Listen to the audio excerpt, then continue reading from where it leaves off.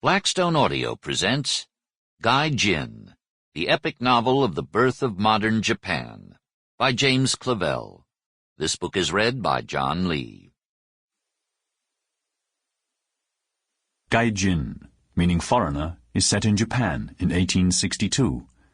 It is not history but fiction. Many of the happenings did occur according to historians and to books of history which, of themselves, do not necessarily always relate what truly happened. Nor is it about any real person who lived, or is supposed to have lived, nor about any real company. Kings and queens and emperors are correctly named, as are a few generals and other exalted persons.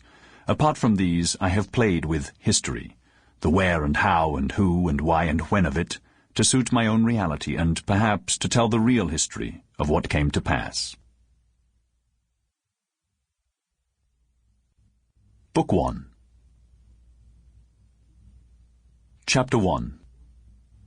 Yokohama, 14th of September, 1862. The panic-stricken girl was galloping full speed back towards the coast, half a mile ahead, along footpaths that led precariously through the rice swamps and paddy fields. The afternoon sun bore down.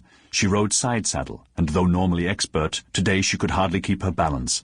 Her hat had vanished, and her green riding habit, the height of Parisian fashion, was ripped by brambles and speckled with blood, tawny fair hair streaming in the wind.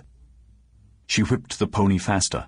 Now she could see the tiny hovels of the Yokohama fishing village clustering the high fence and canals that enclosed the foreign settlement, and spires of the two small churches within, and knew, thankfully, in the bay beyond were British, French, American, and Russian merchantmen, and a dozen warships, both steam and sail.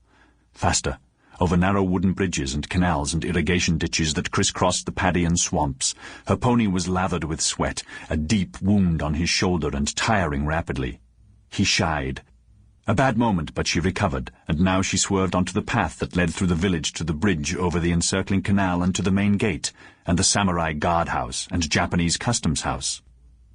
The two-sworded samurai sentries saw her coming and moved to intercept, but she charged through them into the wide main street of the settlement proper on the seafront. One of the samurai guards rushed for an officer. She reined in, panting, "Au secours, à l'aide, help!"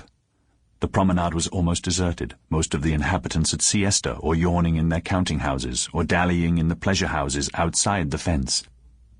"Help!" she called out again and again, and the few men spread along its length, British traders and off-duty soldiers and sailors mostly, some Chinese servants, looked up, startled.